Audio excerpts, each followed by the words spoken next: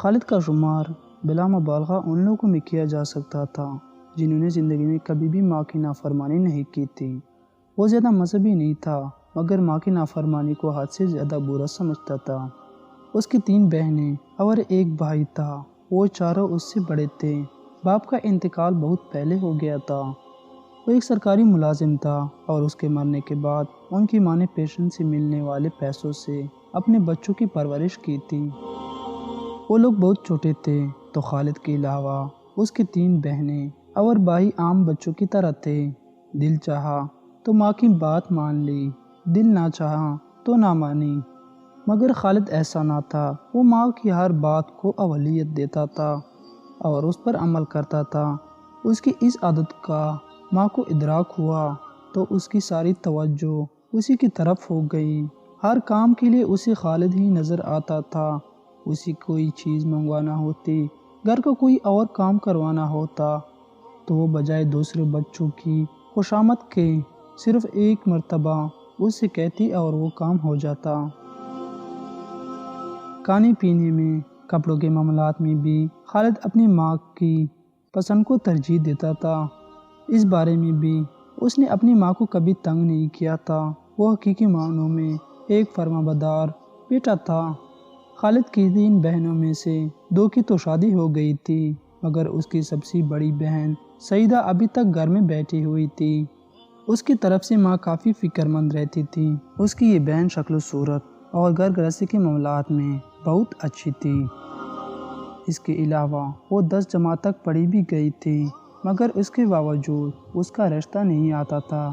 اس بات سے اسے کسی حد تک چڑچڑا بنا دیا تھا اور اس کے ذہن میں منفی سوچیں پیدا کر دی تھی۔ ایک روز ان کے ایک جاننے والی ان کے گھر آئی اور انہوں نے یہ امید دلائی کہ ان کی بیٹی سعیدہ کی شادی تو ہو جائے گی مگر اس کے بدلے میں ان کو اپنے کسی بیٹے کی شادی دلہا کی بہن سے کرنا پڑے گی۔ دلہا کی اس بہن کا رنگ سانولا تھا اور شاید یہ بات اس کی شادی میں رکاوٹ بنی ہوئی تھی۔ اس کا کوئی رشتہ ہی نہیں آتا تھا۔ خالد سے بڑا ایک بھائی تھا، وہ 30-32 سال کا ہو گیا تھا۔ خالد کی ماں کو یہ رشتہ غنیمت لگا اور انہوں نے اپنے بڑے بیٹے سے اس بارے میں بات کی اور اس کو اس لڑکی سے شادی کے لیے رضامند کرنا چاہا۔ یہ بات سنتے ہی وہ بھڑک اٹھا۔ وہ کسی اور جگہ شادی کرنا چاہتا تھا مگر اندر کی خبر تھی کہ لڑکی والے راضی نہیں ہو رہے تھے۔ وہ اس امید پر بیٹھا تھا کہ شاید وہ مان جائے اور اس کی شادی اسی لڑکی سے ہو جائے جس سے وہ محبت کرتا ہے۔ اس نے اپنی ماں سے صاف انکار کر دیا۔ ماں پھر ماں ہوتی ہیں۔ اسے اپنی بیٹی کی ڈھلتی عمر کا احساس تھا۔ وہ اس موقع کو ہاتھ سے نہیں جانے دینا چاہتی تھی۔ بڑے بیٹے کے انکار سے اسے سخت مایوسی ہوئی اور اس نے اسے بات چیت بند کر دی۔ پھر اچانک اسے خالد کا خیال آیا۔ وہ ایک سرکاری محکمے میں 15 گریڈ کا ملازم تھا۔ اس کی تنخواہ اچھی تھی اور اس کو رہائش کے لیے سرکاری گھر بھی ملا ہوا تھا۔ اس گھر کو اس نے تالا لگا کر رکھا ہوا تھا کیونکہ وہ جس گھر میں رہتے تھے وہ کافی بڑا تھا۔ پھر وہ ماں کو چھوڑ کر کسی دوسری جگہ رہنا بھی نہیں چاہتا تھا۔ اس کی بھی شادی کی عمر ہو چلی تھی۔ ماں نے اس سے بات کی اور کہا تمہاری اس قربانی سے سعیدہ کا گھر بھی بس جائے گا اور خود میری پریشانیوں کا خاتمہ بھی ہو جائے گا۔ حسب توقع خالد نے ماں کے فیصلے پر سر جھکا دیا۔ ماں نے اسے دل کی گہرائیوں سے دعائیں دی۔ وہ یہ دعا بھی کرتے ہوئے اٹھی کہ اللہ سب ماؤں کو خالد جیسا فرمانبردار بیٹا عطا کرے۔ باقی تمام مراحل چند روز میں طے پا گئے۔ لڑکی اور لڑکے والوں نے ایک دوسرے کے بارے آس پاس کے لوگوں سے پوچھ گچھ بھی کر لی اور شادیوں کی باقی شرائط بھی طے پا گئی۔ چند روز بعد یہ شادی انجام کو پہنچی۔ شادی سے پہلے خالد نے مانور کی صرف چند تصاویر ہی دیکھی تھی۔ اس کے سانولے رنگ کا تصاویریں دیکھ کر بالکل بھی اندازہ نہیں ہوتا تھا۔ تصاویریں دیکھ کر ہی وہ اسے پسند آ گئی تھی۔ اسے اس بات کی بہت خوشی تھی کہ اس نے اپنی ماں کے فیصلے کے آگے بلا جھوجھنا کیے بغیر سر جھکا دیا تھا۔ شادی کے بعد اس کی یہ پسند مزید بڑھ گئی۔ مانور ایک مثالی بیوی ثابت ہوئی تھی۔ اس کا رنگ تو سانولا تھا مگر چہرے کے نقوش بہت دل آویز تھے۔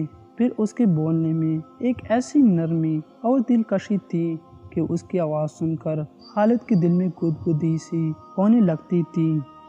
مانور کو اندازہ ہو گیا تھا کہ خالد اپنی ماں سے بے حد محبت کرتا ہے۔